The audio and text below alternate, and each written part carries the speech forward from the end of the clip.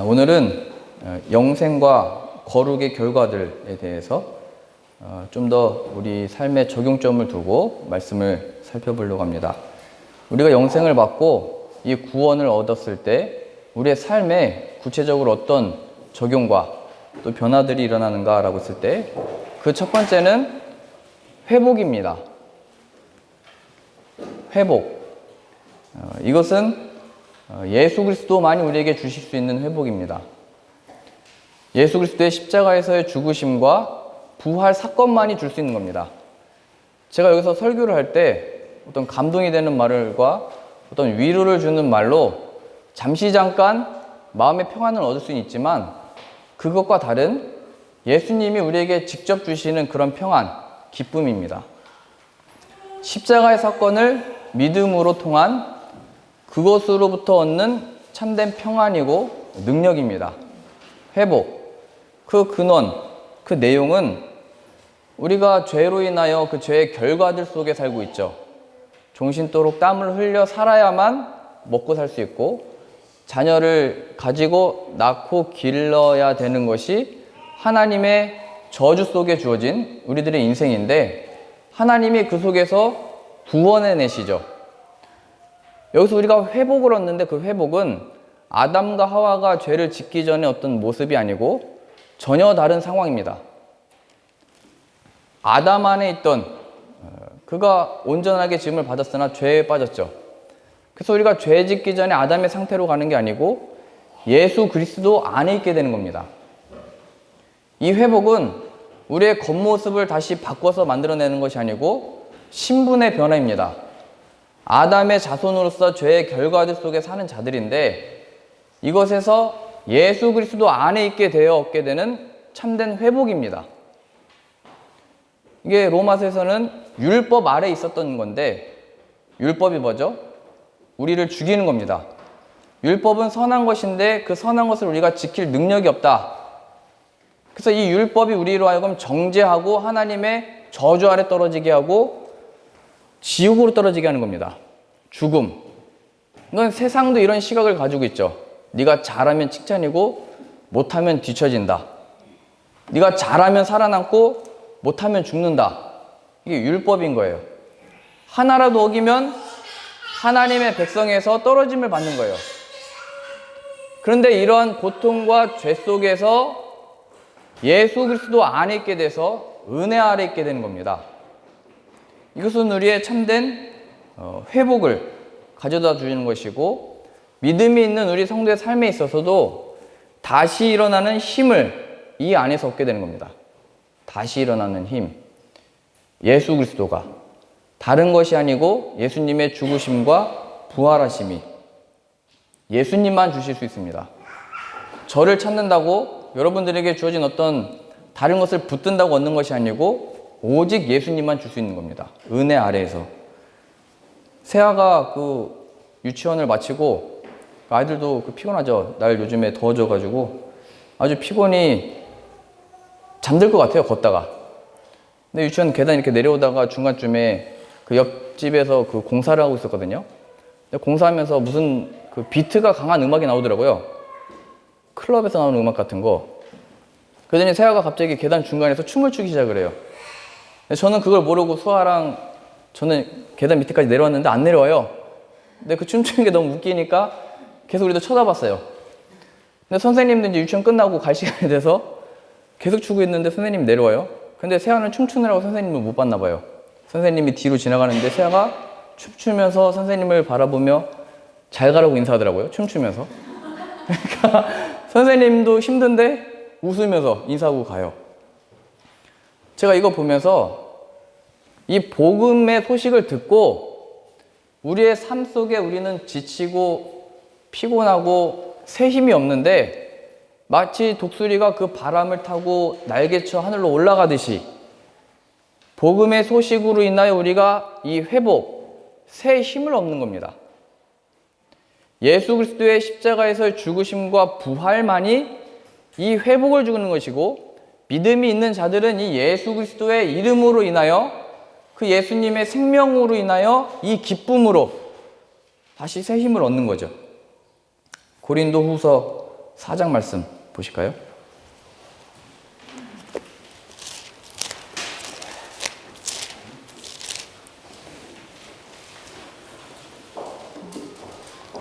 고린도후서 4장 8절입니다. 우리가 사방으로 우겨싸움을 당하여도 쌓이지 아니하며 답답한 일을 당하여도 낙심하지 아니하며 박해를 받아도 버림받지 아니하며 거꾸러뜨림을 당하여도 망하지 아니하고 우리가 항상 예수의 죽음을 몸에 짊어짐은 예수의 생명이 또한 우리 몸에 나타나게 하려 함이라. 우리 살아있는 자가 항상 예수를 위하여 죽음에 넘겨짐은 예수의 생명이 또한 우리 죽을 육체에 나타나게 하려 함이라. 우리의 상황이 우겨싸움을 당하고 답답한 일을 만나고 박해를 받고 넘어진대요. 쓰러진대요. 그래서 예수님의 죽음이 우리 몸에 짊어지고 예수님을 위하여 죽음에 넘겨짐을 당하는 것 같은 인생으로 주어지죠. 그리고 거기에서 예수의 생명이 나오게 한답니다. 하나님이 우리로 하여금 이러한 삶을 살도록 하시는 이유는 하나님이 우리의 삶을 통해서 자신을 드러내는 겁니다. 이것은 마치 이스라엘이 종의 신분이었다가 출애굽을 하는 것과 같습니다.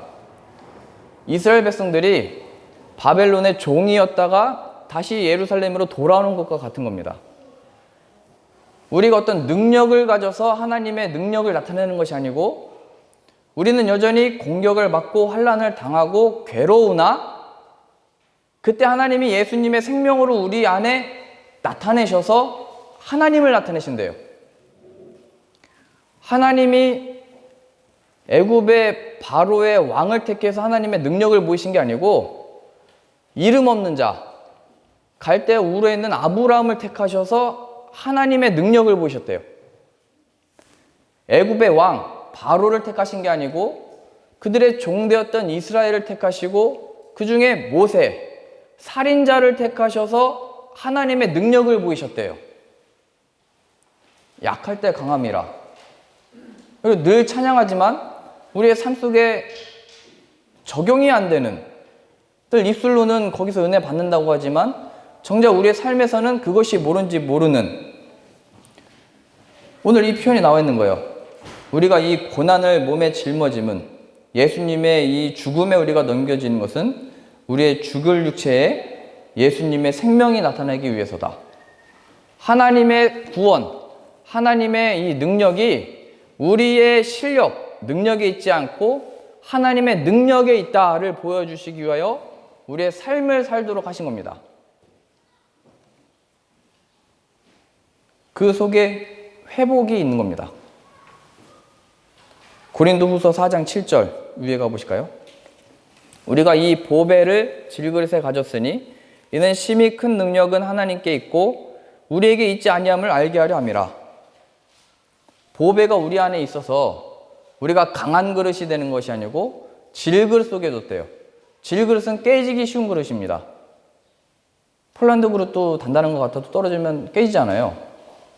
그런 질그릇, 흙으로 만든 그릇이래요. 이 보배를 단단한 것에서 보관하게 해야 되잖아요. 근데 하나님은 그렇게 하지 않고 질그릇, 우리의 이 연약한 육신 속에 예수님을 넣으셨대요. 왜요? 우리가 깨져야 우리 안에 있는 예수님이 나오니까요. 이게 하나님의 구원이고 하나님의 사역입니다.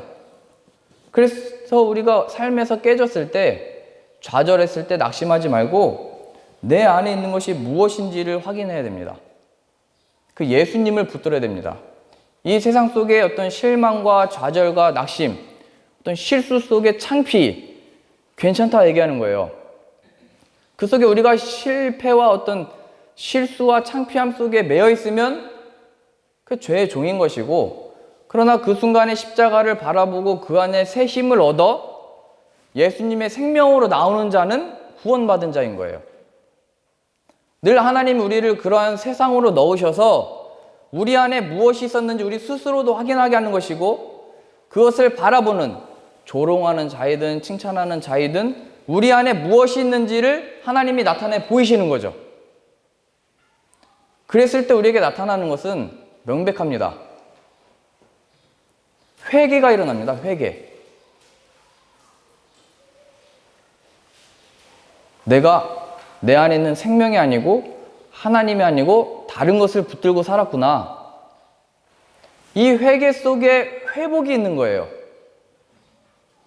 이 회개가 없는 자는 하나님, 내가 이거 왜 살아야 돼요? 내가 이거 왜 해야 돼요?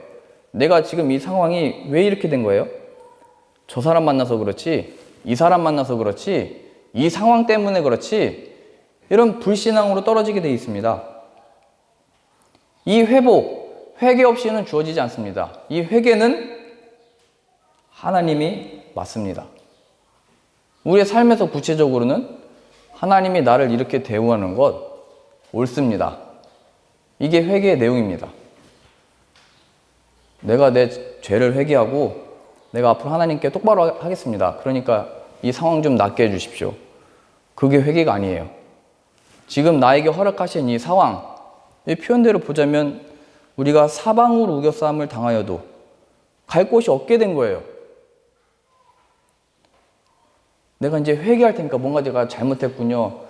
내가 뭔가 잘못한 게 있기 때문에 이런 일을 당하는군요로서 주어지는 게 아니고 하나님이 그 속에 넣으셔서 예수님의 생명이 나오게 한대요. 예수 그리스도의 죽으심으로 인하여 그 고난을 함께 받게 하고 부활의 생명으로 건져내신대요. 이것은 실제적인 체험입니다. 예수 그리스도의 죽으심과 부활하심에 참된 생명을 얻는 경험입니다. 우리가 사방으로 우겨싸움을 당하는데 할 수 있는 회개가 뭐겠어요? 이거 하나님의 뜻이 맞습니다. 보세요. 8절이요. 우리가 사방으로 우겨싸움을 당하여도 쌓이지 아니하며 답답한 일을 당하여도 낙심하지 아니하며. 회개가 하나님이 나에게 허락해 주신 것이 맞습니다로 낙심하지 않는 겁니다. 답답한 일을 당하여도 누구한테 말할 수도 없고 말해도 풀리지 않는 그 일들, 근데 낙심하지 않는다 표현되어 있죠. 9절이요. 박해를 받아도 버림받지 아니하며 거꾸러뜨림을 당하여도 뭐 걸려서 넘어져도 망하지 아니한다. 그래서 우리의 회개는 하나님이 이렇게 하신 것 맞습니다로 나오는 겁니다. 그게 우리의 회개고 그 회개 속에 회복이 있는 겁니다. 이 회개가 있으면 이 회복을 주신다 말하는 게 아닙니다. 예수 그리스도 안에 이 회복에는 이 회개가 따르는 거예요. 하나님을 향한 하나님이 맞습니다, 옳습니다 이 고백이 있는 거예요. 하나님이 날 이렇게 다루시고 이렇게 인도하시는 것은 옳습니다. 이 회개는 그냥 나오는 게 아니죠. 우리의 삶 속에 우겨싸움을 당하는데 어떻게 이런 회개가 나오겠어요? 어떻게 이런 고백이 나오겠어요? 이게 하박국 선지자고 아삽의 시죠. 이게 옳습니까? 하나님의 백성들이 이방 나라 사람들로 인해서 그물로 물고기를 잡듯이 이렇게 잡혀가는 게 맞습니까? 벌레가 사람이 발로 그 벌레가 밟히듯이 하나님의 백성들이 이렇게 밟혀서 죽는 게 맞습니까? 이걸 성경에서는 뭐라고 얘기하고 있냐면 그거 하나님을 대적하냐? 얘기하는 겁니다. 또 하나님과 반대되어 있는 거다. 마귀의 일 속에 있다 얘기하는 거죠. 근데 이 하박국과 아삽은 하나님의 계시를 받고 하나님이 옳습니다로 바뀌어버려요. 우리의 삶의 구체적인 적용, 그 회복의 내용은 회개로 갖는 겁니다. 회개.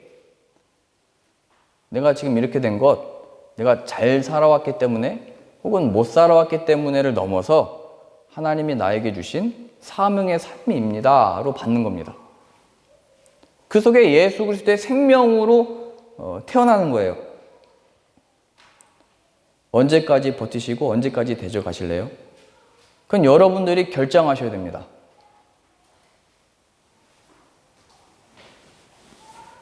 야곱이 그렇게 버티다가 환도뼈가 나가버린 겁니다.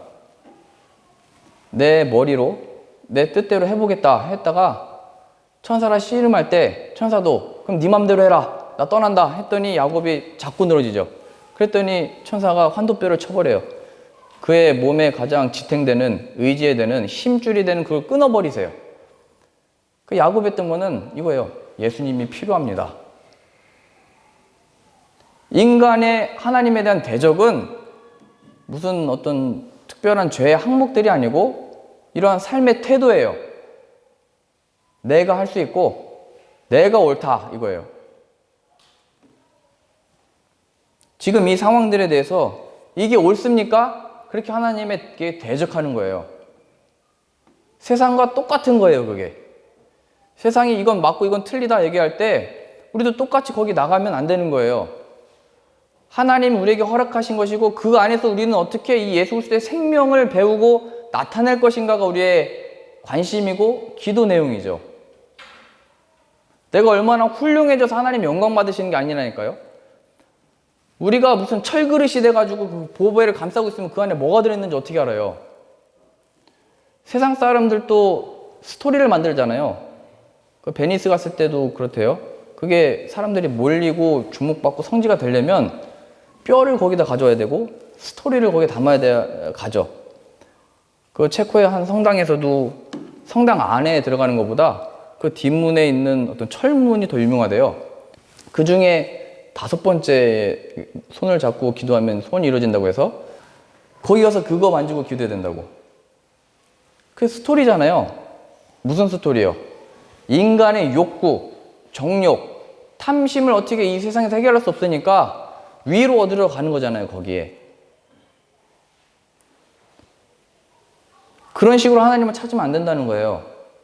하나님이 우리 안에 만드시는 것, 하나님이 우리에게 이루시는 것은 이 상황들에 대한 어떤 변화이기보다 하나님이 옳습니다.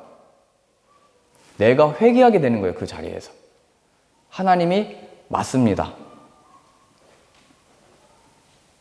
하나님이 옳습니다.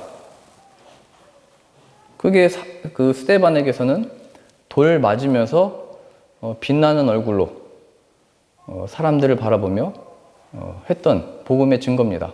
그때 옆에서 지켜봤던 사울이 그 안에 무엇이 있길래 저 사람은 저들의 죄를 저들에게 돌리지 마십시오. 그러면서 죽는가? 돌 맞아 죽는가? 봤겠죠. 이 회개 속에 우리에게 따라오는 어떤 모습은 자연스러운 겁니다. 성실함입니다. 성실함. 오늘 말씀의 영생에 하나님을 아는 것과 하나님이 예수님을 보내신 것을 아는 것이 영생이라고 했죠.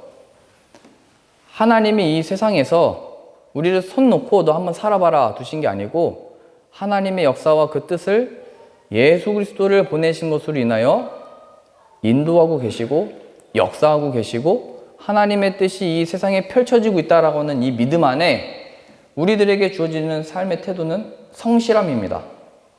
이 성실함은 어떤 결과로서 가치 있는 것이 있다기보다 그러한 삶의 태도입니다. 하나님이 일하고 계시니 나도 움직인다 이겁니다.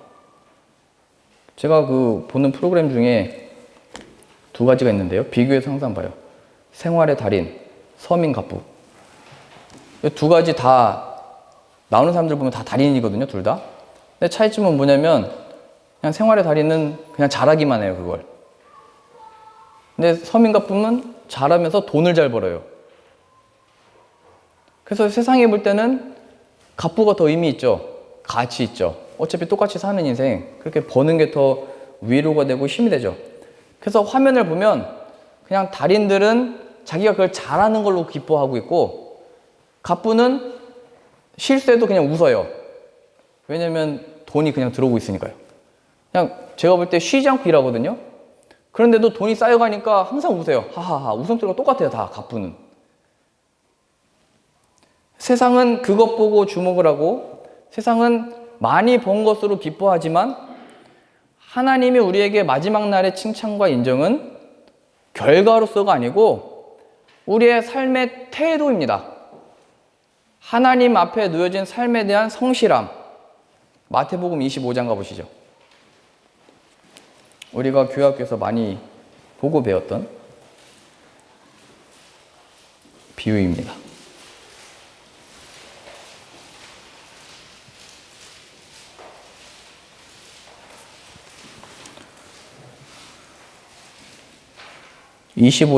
마태복음 25장 14절입니다.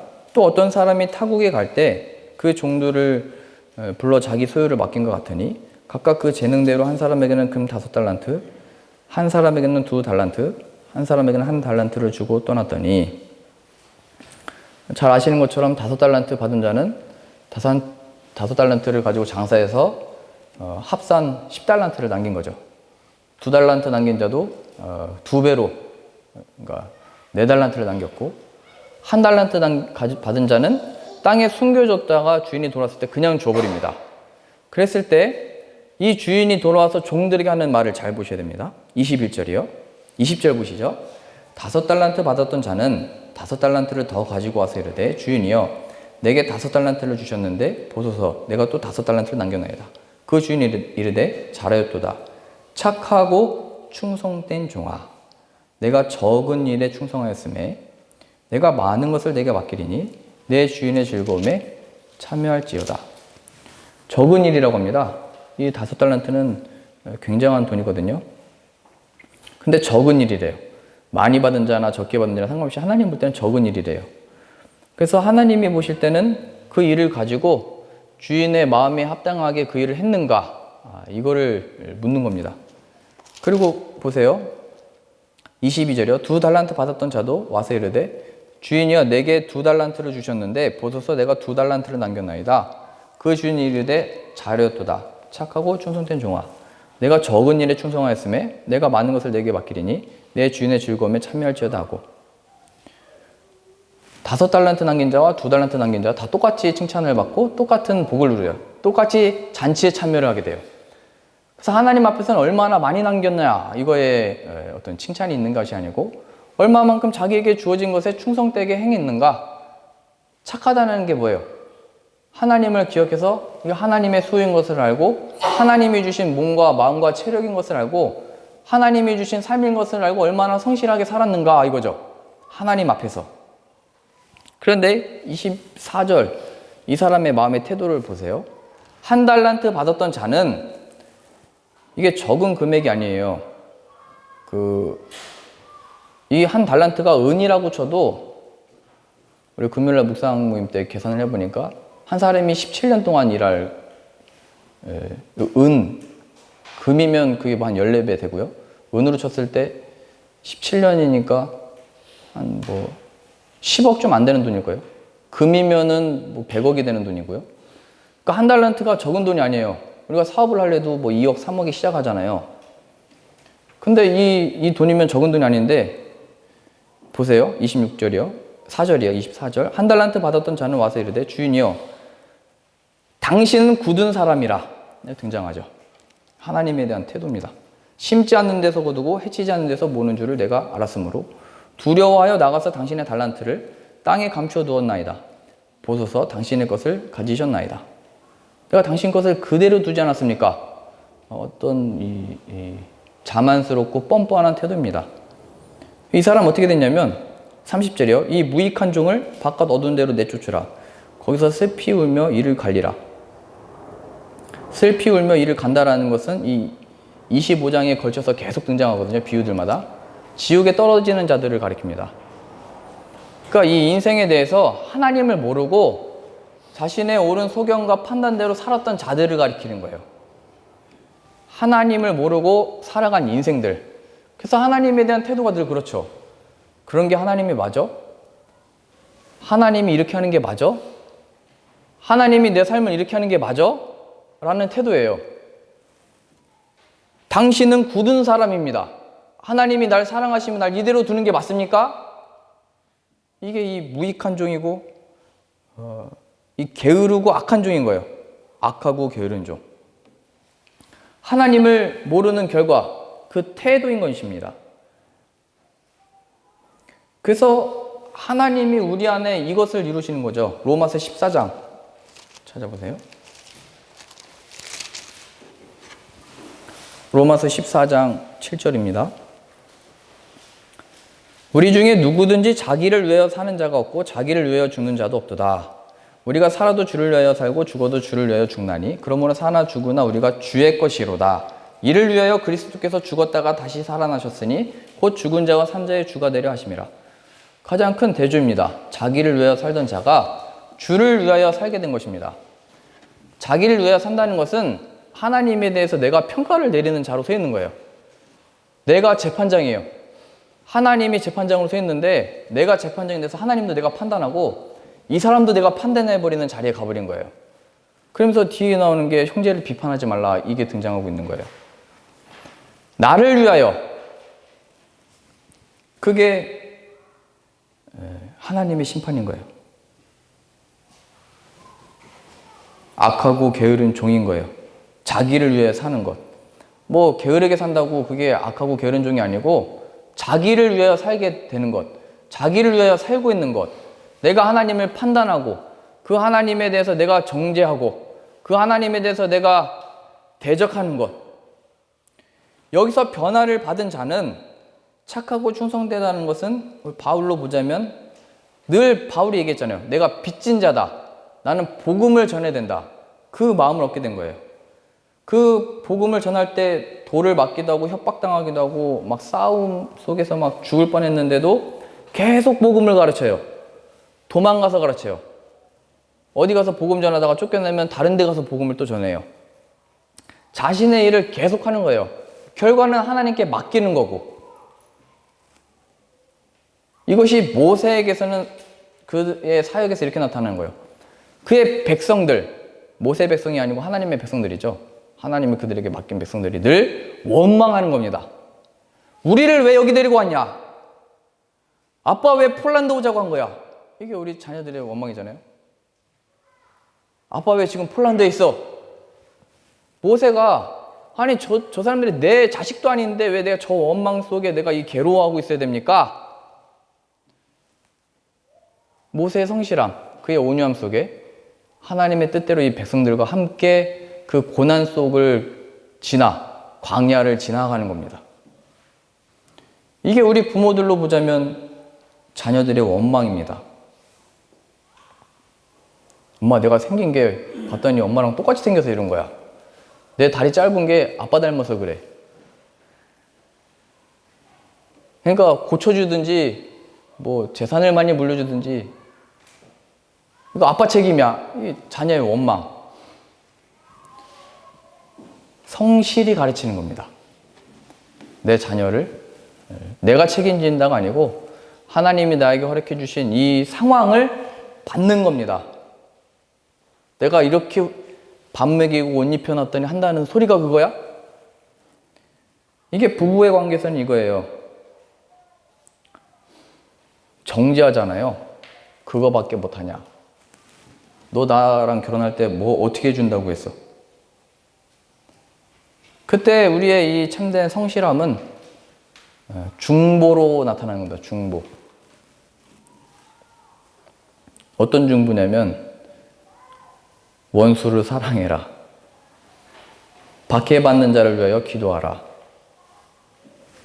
우리의 이웃과 부부와 어떤 상대방을 바라볼 때 어떤 능력이 있잖아요. 우리는 뭐가 잘못됐는지 막 눈에 잘 보이잖아요. 쟤 저렇게 하다가는 안 되는데 이게 눈에 보이잖아요.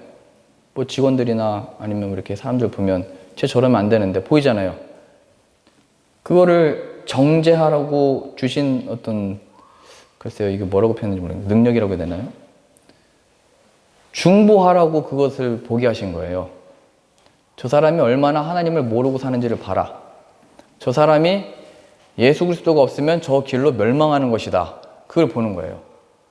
내가 그렇게 혼내고 타이르고 가르쳐줘도 저 사람이 안 바뀌는 이유, 내 남편이 변하지 않고 내 아내가 변하지 않고 내 자녀가 여전히 저렇게 토라져 있는 이유,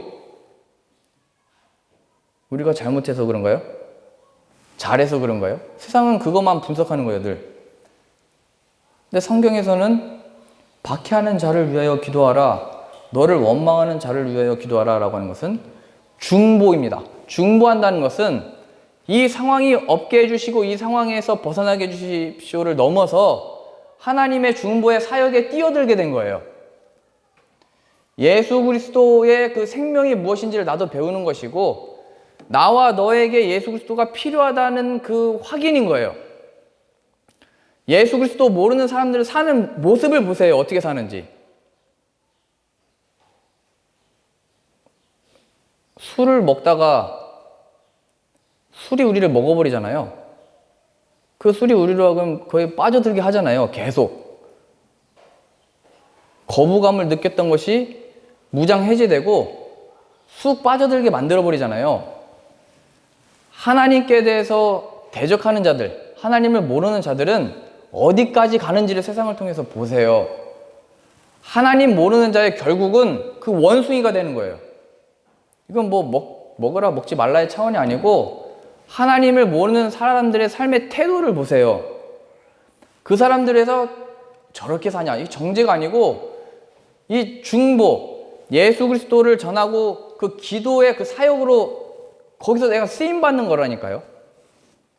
내가 남편을 그때 이 남자 말고 그때 그 남자를 만났어야 되는데 이렇게 얘기를 안 하죠. 우리 여성교회 때 보면 다 우리 남편 너무 소중하고 너무 감사하고 요즘에 아주 그 성에 사는 것 같대요.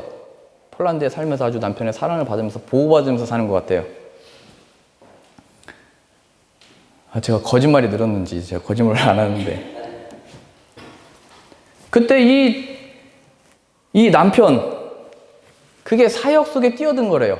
정죄로서 그 남편 너 나한테 그렇게 해줄 수 있냐? 너 때문에 내가 이렇게 늙은 거 모르냐? 너희 자녀들 니들 밥 먹이느라고 옷 입히느라고 내가 이렇게 엄마가 늙었는데 그 원망과 그 어떤 탓하는 것 속에 중보 사역으로 들어간 거예요. 아까 주인이 다 맡기고 갔다면서요. 농부에 비유하자면 하나님이 이 씨들을 세상에 뿌렸는데 오늘 찬양하셨잖아요. 세상으로 가라. 저는 여기에 비유해보고 싶어요. 씨를 뿌렸는데 어떤 씨는 그게 가족으로 떨어진 거고 어떤 씨는 직장으로 떨어진 거고 어떤 씨는 내 삶의 어떤 일터에 떨어진 거고 어떤 씨는 그게 어떤 사람의 관계 속으로 그 씨가 뿌려진 거예요. 그래서 하나님이 거기서 열매 맺게 하시는 것은 예수 그리스도인데 내가 예수 그리스도 안에 싹을 틔우면 그 사람을 위한 정죄와 싸움과 어떤 다툼이 아니고 하나님 내가 지금 이곳에 하나님이 나를 이 씨를 여기에 뿌리셨는데 내 일터와 내 가정에 뿌리셨는데 내가 여기서 열매 맺고 싶습니다. 저 원수 되었던 저 사람, 내 남편, 내 자녀에 대하여 내가 예수님이 필요하다는 것을 살면서 배웁니다. 나에게 끊임없이 예수 그리스도의 보혈의 능력으로 채워주시고 내 자녀와 남편과 이 원수들에게 나를 박해하고 나를 원망하는 자들에게 예수님이 필요합니다. 착하고 충성된 종입니다. 내가 저 사람을 변화시킬 수 있어 없어의 어떤 자만이 아니고 그건 하나님께 맡기는 거예요. 우리는 거기에 뿌림을 받은 거라니까요. 내가 어떻게 해서 이 자리까지 왔지? 내가 어떻게 해서 이런 일을 하게 됐지? 무슨 자책이 아니에요. 내가 우겨싸움을 당하여도 답답하여도 좌절하지 않는다. 낙심하지 않는다. 그 이유는 우리가 거기에 떨어졌을 때 하나님이 기르시는 종인 것을 알고 하나님이 나는 질그릇이어서 그 자리에서 깨진다 할지라도 깨졌을 때 그 생명을 내 안에서 만드시기 때문입니다. 그걸 경험하는 게 우리의 삶이고 신앙생활입니다. 나를 무슨 철그릇으로 만들고 벙커를 만들어서 안전하게 하는 게 신앙이 아니고 하나님은 그걸 다 깨부시는 거예요. 그리고 우리는 당황하죠. 남는 게 예수님밖에 없어서. 그리고 저는 여기서 예수님을 붙들라고 그러고 예수님만 줄 수 있다고 그러니까 당황하는 겁니다. 당황하지 마시고 예수님을 붙드셔야 됩니다. 예수님만이 그 평안과 기쁨을 줄 수 있는 거예요. 영생, 하나님, 참 하나님과 그가 아들을 보내셔서 이루신 그 구원을 하나님만이 주실 수 있는 거예요. 그래서 다 답답한 상황으로 사방으로 우겨싸움을 당하는 그 상황 속으로 하나님 우리를 몰아넣으시는 거예요. 그래서 애굽의 종으로 이스라엘을 뒀다가 꺼내내시는 거예요. 예수 그리스도께서 이것을 이루시기 위하여 십자가에 죽으시고 부활하셨습니다. 그 부활의 능력 달라고 기도하시고 여러분들이 보고 정죄하고 같이 못 살겠다라고 하는 그 자들을 바라볼 때마다 나에게 그랬듯이 저자에게도 예수님이 필요합니다. 이 사역으로 우리를 그 자리에 넣으셨다는 걸 기억하셔서 우리의 삶을 참된 회개와 또 이 회복과 성실함으로 우리의 삶을 사실 수 있는 저 여러분들 다 되실 수 있기를 바랍니다. 기도하겠습니다. 하나님, 우리에게 주어진 이 삶을 사는 동안 우리 안에 있는 예수 그리스도를 알게 하시고 그 예수 그리스도가 어떤 분이신지 더욱더 알게 하셔서 우리의 삶에 예수님이 필요하다는 것을 증거하고 나타내는 자 되게 하여 주옵소서. 우리는 늘 우겨쌈을 당하고 깨지고 쓰러집니다. 그때 예수 그리스도가 우리 앞에 십자가 못 박혀 피 흘리고 계시는 것을 알게 하시고 그 예수님의 보혈로 인하여 지금의 이 상황을 감당하고 예수님이 그 죽음에서 부활하신 것과 같이 그 부활에 참된 능력으로 힘입는 우리의 삶 되어지도록 은혜 내려 주옵소서.